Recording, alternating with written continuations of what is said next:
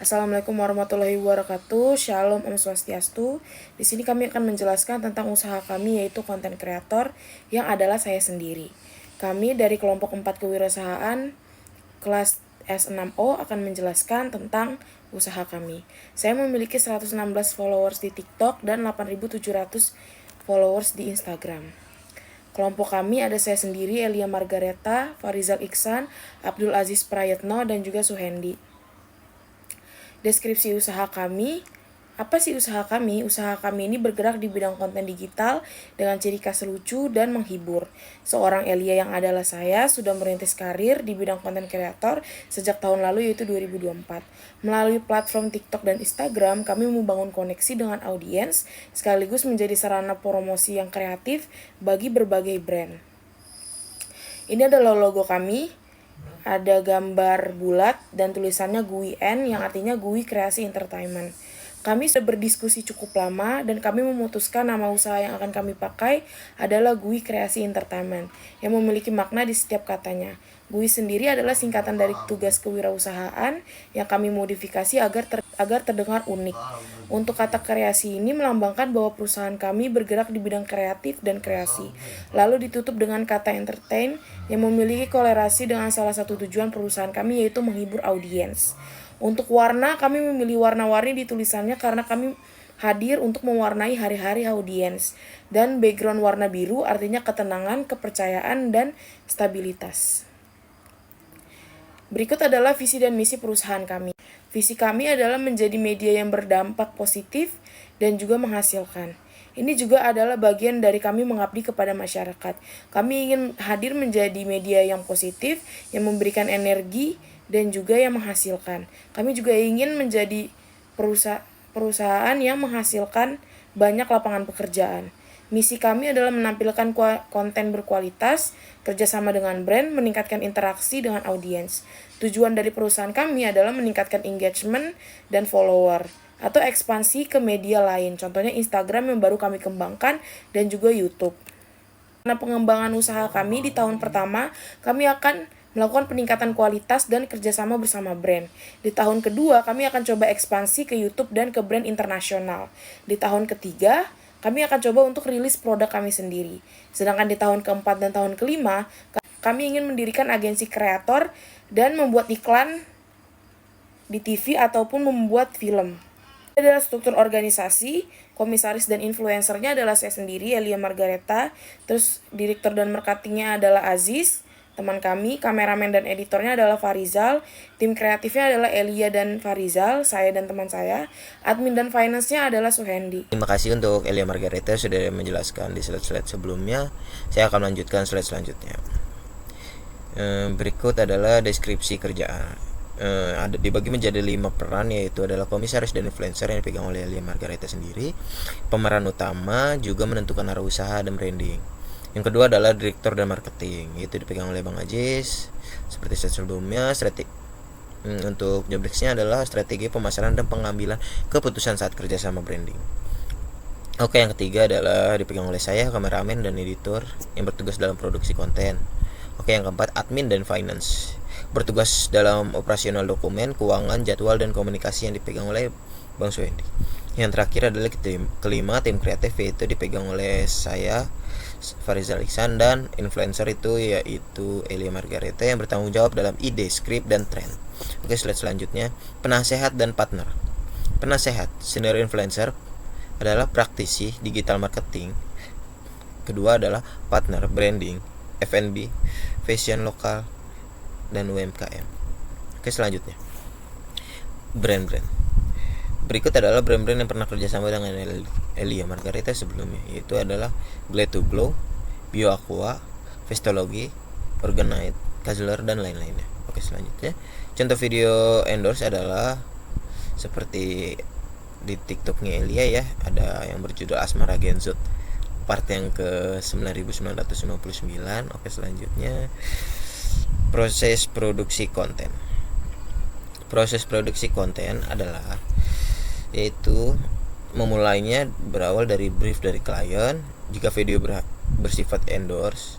Yang kedua, riset tren dulu, dan ide baru bisa melalui media TikTok atau Instagram. Yang ketiga adalah brainstorming ide yang didiskusikan oleh tim. Yang keempat adalah penulisan skrip dan konsep yang harus didiskusikan juga oleh tim. Yang selanjutnya ada syuting konten, editing, upload dan analisis performa, serta yang terakhir laporan ke klien jika video bersifat endorse. Oke, selanjutnya bahan baku dan kapasitas produksi. Bahan baku yaitu terdiri dari waktu kreator, ide konten, properti visual, alat rekam, dan edit. Yang kedua, kapasitas produksi. Kapasitas produksi itu ya adalah misalnya seperti kita mengupload TikTok selama 5 kali dalam seminggu atau Instagram 5 sampai 7 story seminggu. Oke, selanjutnya. Rencana pengembangan. Rencana pengembang produksi yang dibagi menjadi 4. Yang pertama, tambah kreator dan editor freelance. Penambahan kreator yang salah satunya personal branding itu. Untuk penambahan editor untuk mempercepat kita upload serta semakin banyak engagement yang kita terima. Oke, yang kedua adalah gunakan AI editing tools. Biasanya buat ide atau editing. Ya, seperti ide konten dengan AI bisa, dan selanjutnya untuk beberapa video yang sudah jadi ditambahkan subtitle dengan AI itu bisa. Oke, selanjutnya produksi konten series. Sudah biasanya kami lakukan dan kami modifikasi lagi agar tidak plagiasme. Oke, selanjutnya kampanye kolaborasi brand dari berbagai sektor usaha. Kami juga melakukan kampanye kolaborasi brand dan endorsement. Oke, selanjutnya dilanjutkan oleh Bang Ajis ya. Baiklah, yang selanjutnya yaitu produk atau jasa yang dihasilkan. Jasa yang pertama itu adalah jasa endorsement, TikTok dan Instagram. Dengan ciri khas kami yaitu soft selling. Kemudian jasa yang kedua itu adalah jasa pembuatan konten brand. Kami membuka jasa pembuatan konten yang bisa diupload di akun brand. Kemudian jasa yang ketiga itu adalah jasa review produk. Produk yang sering kami terima itu biasanya adalah skincare. Kemudian ada yang terakhir itu paket campaign promosi. Ini biasanya sudah dengan link keranjang belanja dan iklan cloning. Selanjutnya yaitu gambaran pasar dan target. Untuk pasar kita itu lebih ke UMKM, brand fashion, beauty, makanan, dan teknologi. Dengan target kita yaitu usia kisaran 18 sampai 35 tahun, aktif di media sosial, pengguna aktif TikTok dan Instagram. Yang selanjutnya yaitu tren pasar dan proyeksi penjualan. Yang pertama itu tren mikro dan nano influencer meningkat. Yang kedua, konten video pendek paling efektif. Kemudian proyeksi penjualan kita itu tahun pertama 100 lebih klien dan pendapatan kita itu di sekitar 150 juta rupiah. Kemudian di tahun kedua itu sekitar 300 juta rupiah dan tahun ketiga lebih dari 500 juta rupiah. Selanjutnya yaitu strategi pemasaran. Yang pertama, strategi pemasaran kita itu sebagai digital marketing atau SEO TikTok, hashtag dan FYP trend. Kemudian kita itu mencoba berkolaborasi dengan konten kreator lain. Dan yang ketiga, testimoni klien. Yang keempat, konsisten konten hiburan. Dan yang terakhir itu ADS TikTok dan Instagram. Itu pun jika diperlukan. Kemudian selanjutnya ada analisis pesaing dan SWOT. SWOT itu strength-nya itu S-nya itu strength. Strength itu konten otentik atau personal brand kuat. Kemudian ada W itu weakness. Weakness itu tim terbatas, pendapatan tidak stabil dan resiko reputasi. Yang selanjutnya itu ada O, opportunities. Naiknya minat promosi di TikTok, perluasan pasar internasional. Yang selanjutnya itu ada T itu threats atau algoritma berubah, kompetitor besar. Dan yang selanjutnya itu adalah saluran distribusi.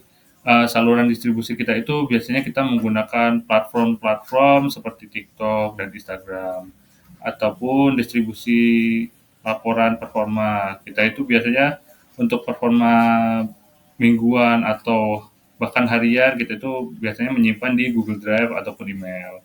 Dan untuk komunikasi yang biasanya kita gunakan itu seperti WhatsApp, email, dan DM Instagram.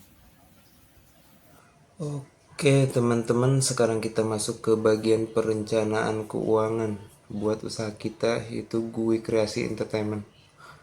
Untuk bisa menjalani usaha ini kita udah hitung kebutuhan modal awal sekitar 25 juta. Sebagai rencana yang pertama nih, buat beli kamera, lighting, dan alat-alat produksi konten kita butuh kisaran 12 juta ya. Yang kedua, untuk software, editing, dan promosi awal kita anggarkan sebesar 9 juta. Dan yang terakhir, biaya operasional selama 1 bulan nih, kayak internet, transportasi, listrik, dan produksi itu kisaran 4 juta.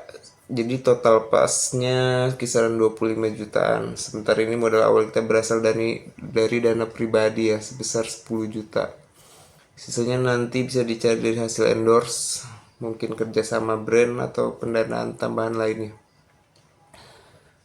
Selanjutnya di sini ada prediksi penjualan. Buat prediksi penjualan, kita optimis bisa dapat pemasukan yang cukup besar ya. Di tahun pertama, target kita bisa handle 100 klien dengan omset sekitar 150 jutaan ya. Tahun kedua kita sudah perhitungkan, kita targetkan naik jadi 300 juta. Dan tahun ketiga kita harap bisa tembus lebih dari 500 juta. Ini kita ambil dari tren yang ada, dimana brand-brand sekarang makin banyak pakai jasa influencer marketing, terutama lewat konten-konten pendek di TikTok atau di Instagram. Selanjutnya perkiraan laba rugi. Soal perkiraan untung dan rugi ya, jadi dengan prediksi pemasukan tadi dan perhitungan biaya produksi serta operasional, kita bisa dapetin laba bersih sekitar 106 juta. Laba ini tentu masih bisa berkembang seiring naiknya jumlah klien dan ekspansi ke platform lain seperti YouTube dan lainnya. Kita bisa lihat di sini ada bulan pertama, bulan kedua, dan sampai bulan ke-12 ya. Total pendapatan kita 131 juta. Lanjut, break even point atau bisa kita sebutkan titik impas ya. Nah ini penting banget nih, kapan modal kita balik. Dari perhitungan yang kita buat, modal awal 25 juta bisa balik dalam waktu sekitar 2,9 bulan aja ya. Jadi setelah itu kita sudah mulai masuk ke fase keuntungan. Return on investment. Lalu kita juga hitung return on investment atau tingkat pengambilan investasi pemula ya. Keuntungan bersih dibagi total investasi kali 100%. Keuntungan bersihnya di sini ada 106 juta bagi 25 juta kali 100%. Kita di sini dapat 424%. Dari setiap 1 juta yang kita investasikan, kita bisa dapetin lebih dari 4 juta kembali. Selanjutnya, dalam semua perhitungan yang sudah kita buat, bisa kita simpulkan usaha konten kreator ini sangat potensial dengan return on investment sebesar 424% dan titik impas di bawah 3 bulan. Itu bisa dengan return cepat dan tinggi. Konten hiburan yang kita buat bukan hanya lucu, tapi juga bisa jadi strategi bisnis yang efektif. Kita juga punya pengalaman kerja yang sama dengan berbagai brand. Selama kita konsisten juga kualitas konten, rajin analisis performa, dan terus upgrade strategi promosi, bisnis ini bisa berkembang pesat dengan modal yang relatif kecil. Dan karena pasar kita luas banget, mulai dari UMKM, brand skincare, makanan, sampai fashion, kita yakini Gue Kreasi Entertainment bisa menjadi salah satu media promosi digital yang dapat diperhitungkan ke depannya.